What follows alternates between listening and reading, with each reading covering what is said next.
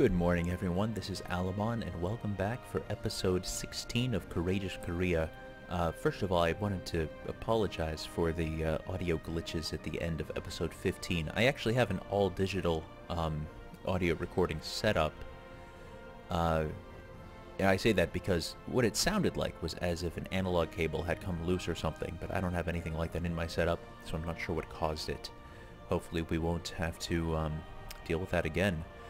Alright, I was looking around a little bit off camera. For one thing, these Ainu nationalists that we just put down in our last episode, if I remember correctly, are back at it again. So apparently when there's an uprising, I guess it doesn't set this back to 0%. I'm not sure how far down it puts that meter. But we might have another uprising very soon, and because of that, we are going to send our units back up to the island of Hokkaido, although it didn't have that name until fairly recently, actually. An earlier name was Ezo. I'm not sure what the Ainu actually called it. Another, I guess you could call it a mistake, although it's not too big of one, that I noticed is I was totally focused on colonizing the Aleutians, when really we easily could have colonized Kodiak, which would give us an even better jump down the Pacific coast. The other thing is Kodiak, for some reason, is temperate. It's just forested, it's not Arctic, whereas the Aleutian Islands are Arctic. The good news is that, I mean, it's really not that big of a difference colonial range-wise, and Arctic actually doesn't slow down your settling by that much.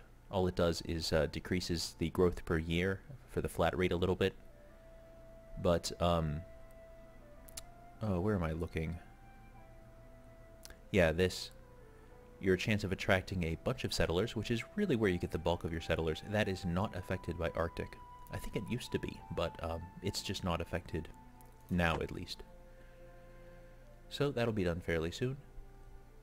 Well, I say fairly soon. 319 is still pretty early in the colonization process, but it won't take forever the way that these colonies down in Taiwan did, and in particular this one that we had to abandon. I felt bad about that. Well, let's get going. We sent that army over to Tokachi. Let's just double check. Yep, we are at full maintenance. I don't think... Yeah, it's hard for us to really see our balances right now because our armies are reinforcing.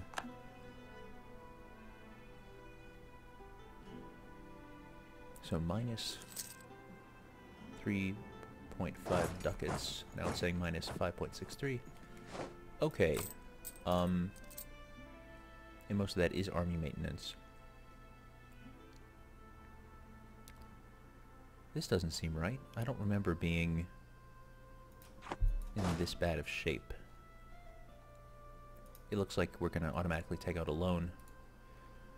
Well, I guess we'll do what we have to do. It would be great if we could raise stability, but we can't afford that right now. Alright, well, I'll just let the Aleut colony continue to grow.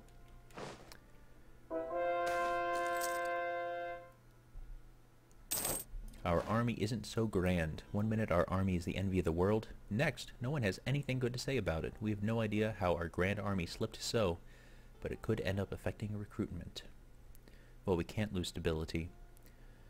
Oh, that's... well, actually, I think that the recruitment cost also affects the maintenance cost. So actually, that is a really bad event.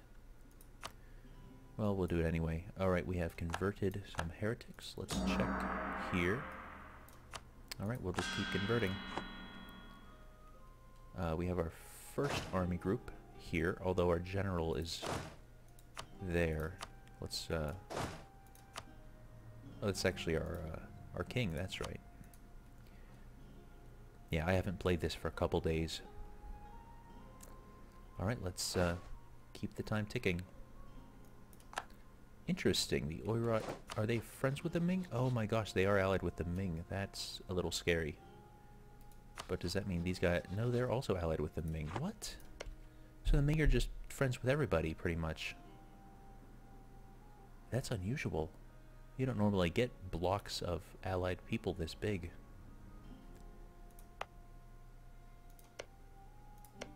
Huh. Very strange. I suppose we could start annexing the Jurchen. We have to improve relations back up to 190 first, but that won't take long.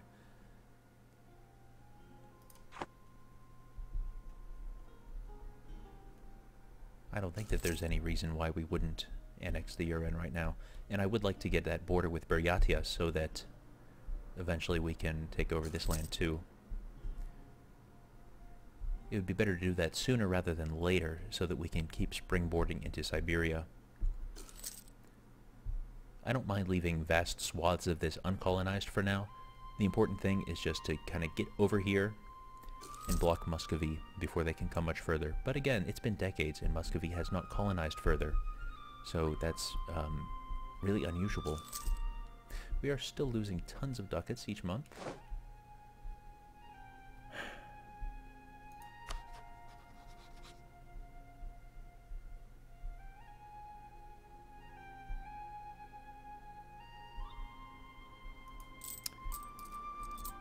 Well, we could mothball this fleet, and I suppose that that is a nice quick step that we can take, but that won't change our picture very much.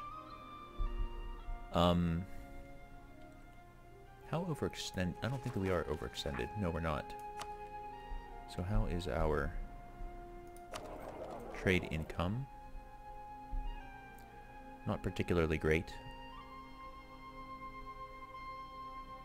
But we're transferring trade power to the Ming still. And because, just for historic reasons, you know, that's kind of what we want to do in this Let's Play. I mean, of course, historically, Korea was not a colonial power, but we're only tweaking so much. We want this to still be a little bit historically informed. Alright, let's keep time moving. Oh, this is awful. Poor government policies. I wonder if these are due to our low stability. We keep getting bad events. Alright, attempt to improve the situation. We'll lose a bunch of ducats. We are already in debt.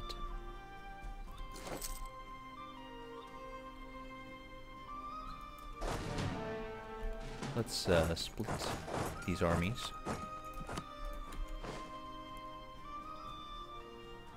To make it less likely that there will be an uprising in the immediate future. And if there is an uprising, at least we'll get the defensive bonuses. Yep, there's another loan. We could probably afford to raise stability at this point. Yes. Actually, religious unity is barely affecting it at all. Oh, I guess to be fair, we haven't taken that many Japanese provinces yet. Alright, well, we do need to do this. And our war exhaustion's still fairly high. That'll tick down. So that affects goods produced, which would affect our money. Which should mean that every month we should see production go up a little bit. Well, it did not go up that month. Yeah, I think we are going to keep accepting royal marriages from the Ming. We can start annexing them. That's going to take forever, yeah. Well, a bit less than, no, actually, that's a bit less than 20 years. I was going to say a bit less than 10. Did my math wrong. Of course, if we improve our diplomatic oh, you know, we do have advisors. So we have the diplomatic reputation guy. Oh, no. I see. Each month, we're actually getting 3 toward that. Okay, so it will be less than 10 years. For as long as this guy lives, anyway. We're still hemorrhaging money. We'd have to fire 2 advisors just to break even, and I don't want to fire any advisors right now, because then they cost a lot of money to hire back later.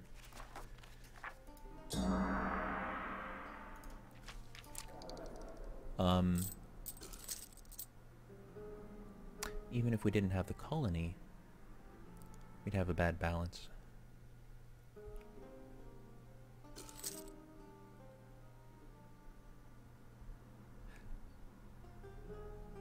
Yeah, interest is really the big thing that's hurting us, I guess.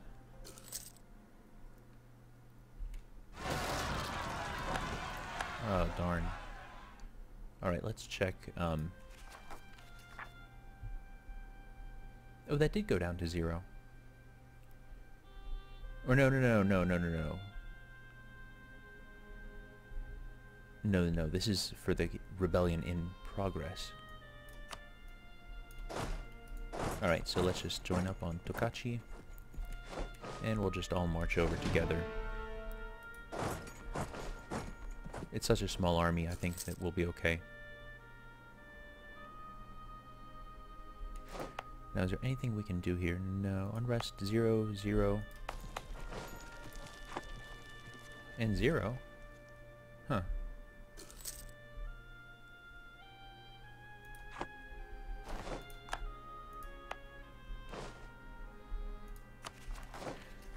So at this point, I would love to take my army maintenance down to minimum.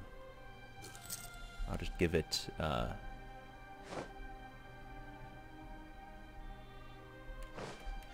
yeah, no, we're close enough. So missionary maintenance, I guess, well, I do want to keep converting as long as I have provinces that, have low base tax and are easily converted. So I'd like to do Kamakawa.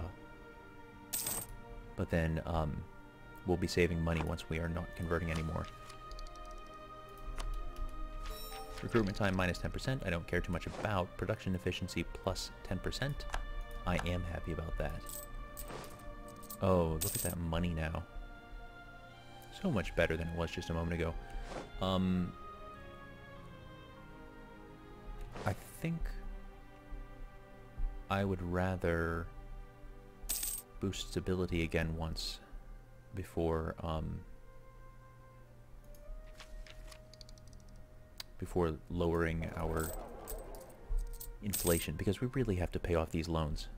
That's the big issue right now. So I'm gonna wait for that missionary to finish. Or maybe not, you know what? We'll start by reducing inflation.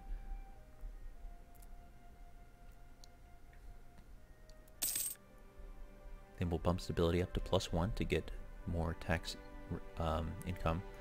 Oh yeah, I want to check. Yeah, so I guess all colonies cannot have an autonomy lower than 50%. Even ones on the same province.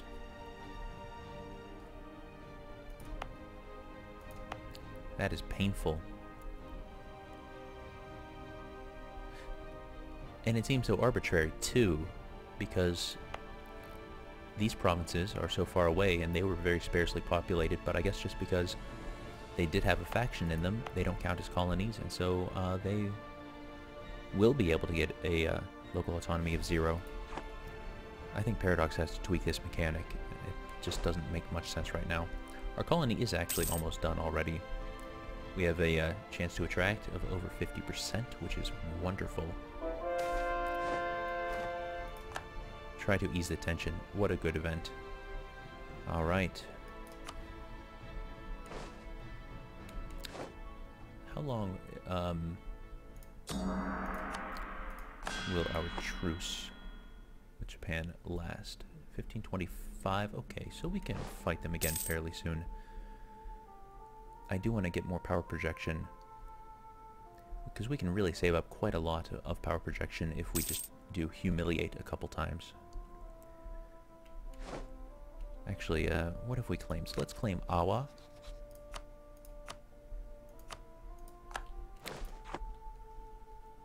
Of course, claims don't last forever, but as long as we have a claim, we can always declare war.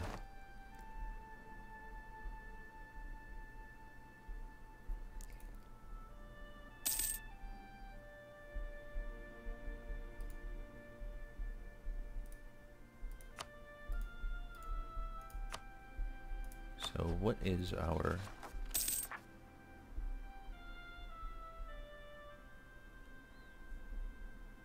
So there's virtually no unrest. So there's a 3% there, 0 there, 0 there. Alright, beautiful. So we do need to start a new colony.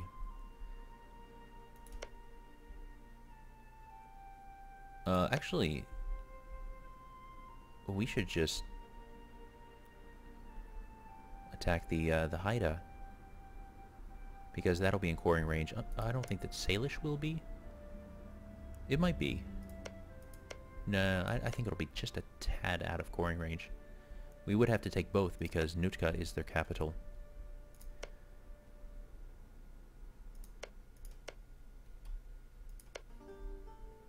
So there's a province there called Haida, but then the actual Haida faction is not there. Interesting. I'm just checking out the base taxes. So it's mostly 1s. And then down here, that's a 2, that's a 3. And yeah, this is just generally better than Alaska. Alright,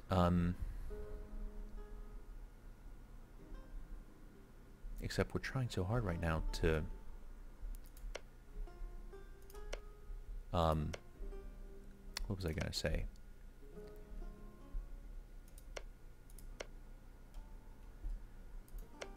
To keep our money up.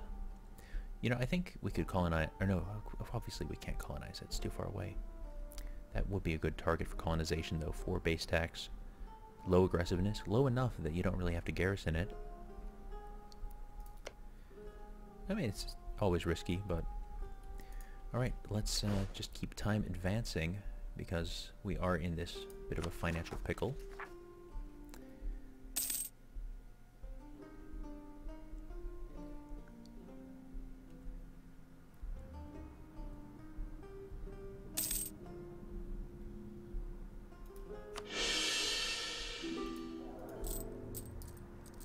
A marriage offer, nope. They're almost halfway done being annexed already. Very nice. I think our diplomatic reputation ticked up 1. Cool.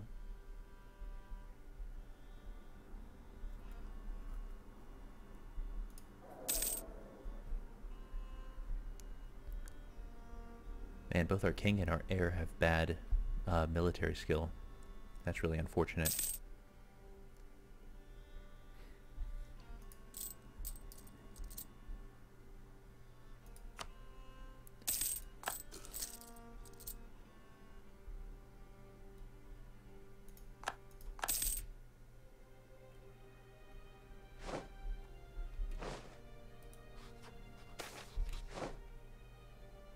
Oh. Well, that's a pretty awful heir. Alright, well, our heir will die. Our king is 47, so yeah, he still probably has some life left in him, but we might have another Regency Council. Yeah, we're definitely going to gain the temple, not the bad heir with a weak claim. There's no reason to do that. So, in the arms of the Lord I find solace.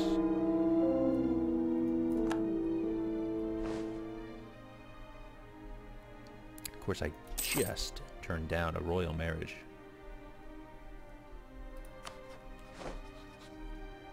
I guess we could, go for that.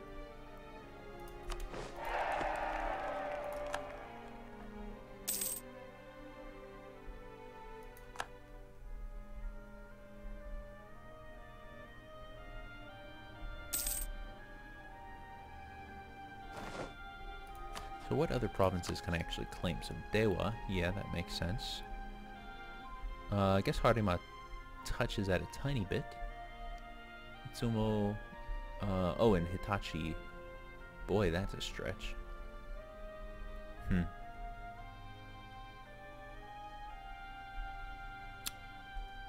Yeah. I guess I may as well claim something else. Let's just go for Itsumo. No, Harima. I keep changing my mind. Whatever, it doesn't really matter. There's no real reason to be making claims right now.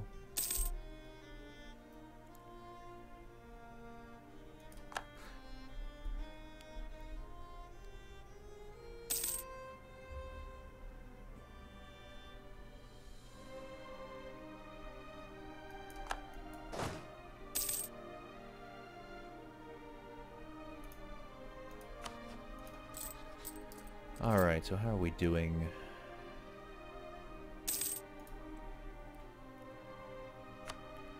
So our next loan is due middle of 1522. That's actually not that far away.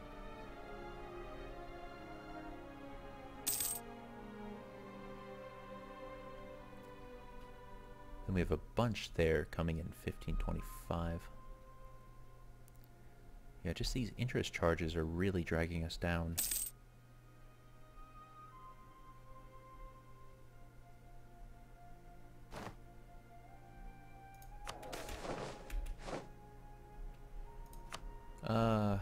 Well, how is our technology?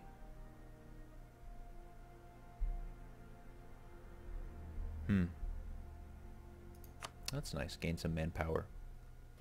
We have been low on manpower, which is another reason to be a little careful with our wars that we're fighting.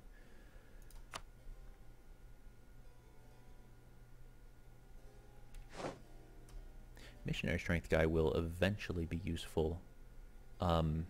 National unrest, though, especially, you know, I'm starting to think in this next war with Japan we might want to just take some provinces after all. I like taking contiguous provinces. You know what, no, we don't have anyone we can take back. This fabricate claim guy, though, once he's done, can fabricate a claim on Aki.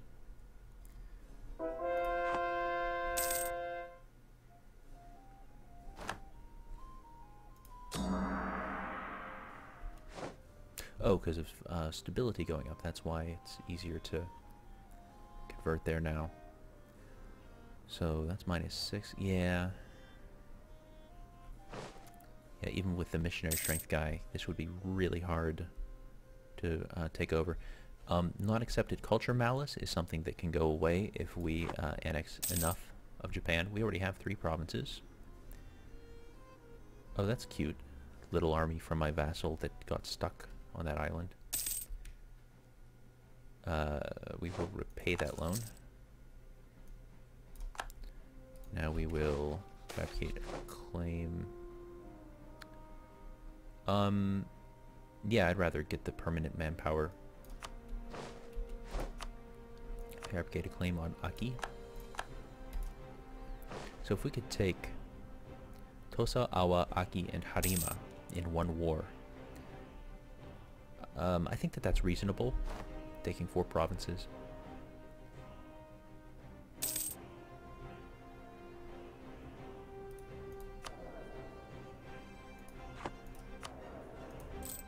Yeah, right now, I mean, we have a huge positive balance, which is great. But I'm really trying to push this as hard as I can so we can get rid of more of these loans.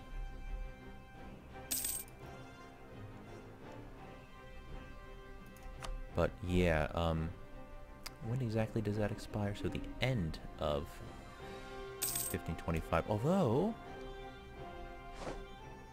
I don't have a truce with the Ouchi.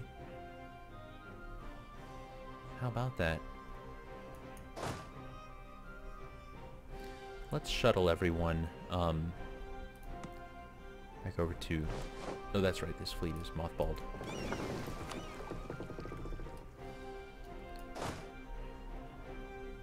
Shuttle everyone back over to Chikazen. And we're also going to bump up our army maintenance. Not hugely, but we do want to make sure that our armies get reinforced.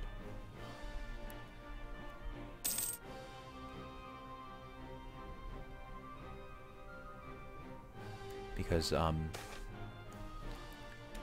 wait. Soiree. The chandeliers blaze shadows and light across the grand ballroom of your palace. and the music of 100 dancing violins fills the air. Your Majesty, Your Excellency, my King, the foreign guests and local dignitaries greet you. Everywhere is conversation, laughter, discussion, and the breathing, pulsating rhythm of life. Your eyes gaze across the assembled myriads. Who should you talk to tonight? So, good evening, my lady. Good evening, my good sir. I don't like any of these. So that's a bad heir with a weak claim. Or, you know, 3 advisors that, well, 1 of 3 advisors that we're probably not going to hire anyway and lose prestige. We'll just go with the good evening, my good sir. And with that, we're going to end this episode. In the next episode, we will attack the Ouchi. They are only allied with Japan. Japan almost certainly will not honor the alliance because they have a treaty with us. But if they do honor it, you know, more the merrier. Alright, I have been Alamon. Good night, sleep tight, and don't let the grayskin bite. Bye-bye.